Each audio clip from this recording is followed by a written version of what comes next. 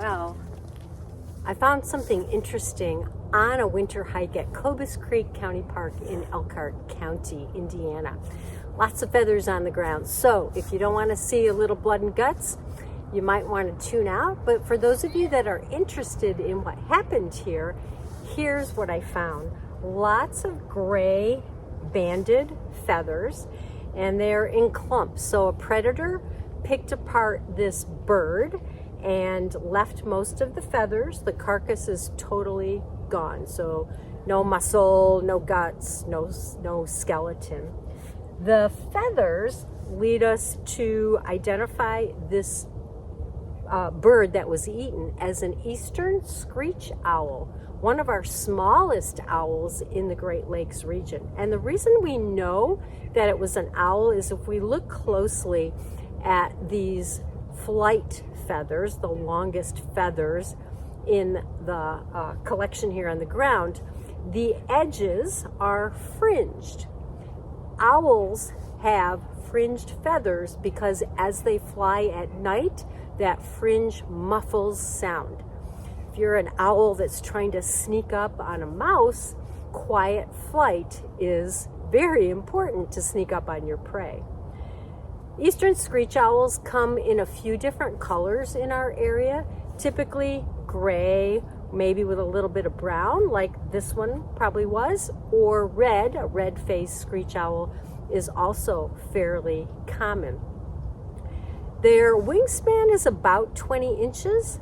By comparison, a great horned owl has a wingspan of about 44 inches or so.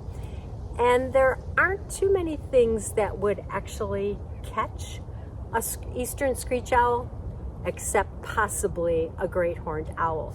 Both species hunt at night.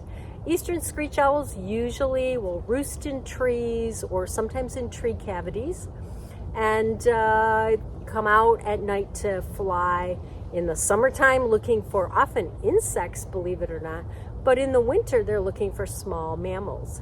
Great horned owls, on the other hand, will take almost anything that's moving, obviously larger birds that they can find roosting at night, or mammals. They'll take skunks, rabbits, even small raccoons. So they'll eat many, many different things. So I'm surmising, can't say for sure, that a great horned owl made a meal out of this Eastern screech owl probably sometime early this morning, because the feathers here haven't been trampled and it's definitely a fresh kill site.